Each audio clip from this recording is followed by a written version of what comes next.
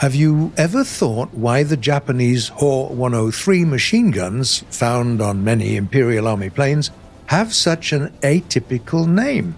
All other machine guns had names like Type 89 or Type 97. Well, the reason is that the 12.7mm Ho-103 is actually a cannon, and cannons in Japan had names starting with Ho, from Taiho, which is Japanese for cannon. So how did a large caliber machine gun with obviously inferior Italian cartridges become a cannon? Here's the story.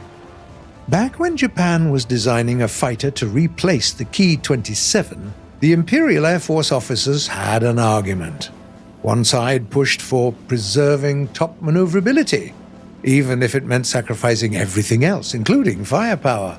They believed that a pilot would only need a couple of machine guns if the plane was easy to handle. Others pointed out that European nations had already been installing cannons on single-engined fighters, sometimes even more than one. The argument was heating up pretty badly. The command wanted to suppress the fiery conflict without letting any of the sides lose their face. And that led to a truly absurd decision.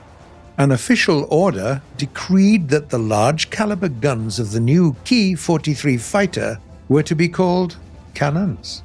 That way, neither of the sides was wrong. The plane kept its top maneuverability, thanks to Hideo Itokawa, the creator of the plane, and had cannons. And when Kijiro Nambu, the designer of the Ho-103, carefully asked them to reconsider, he earned a stern rebuke that it was none of his business, and that the expensive development of the exceedingly powerful 20mm cannon had to be stopped.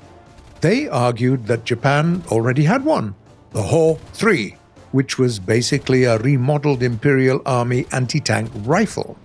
It had a ludicrous weight, an extremely low rate of fire, and, on top of everything, it was impossible to install on a single-engine fighter, but, well, anyway, everything was going great right up until the moment when the Japanese Air Force encountered fast and sturdy American bombers.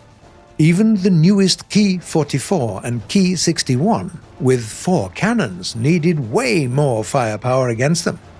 And when the command asked Kijiro Nambu how the cannon development was going, it received a well-deserved response: "It's low priority. We have some prototypes, but we'll need a couple more years before we can mass produce them." And that was the spring of 1942, by the way.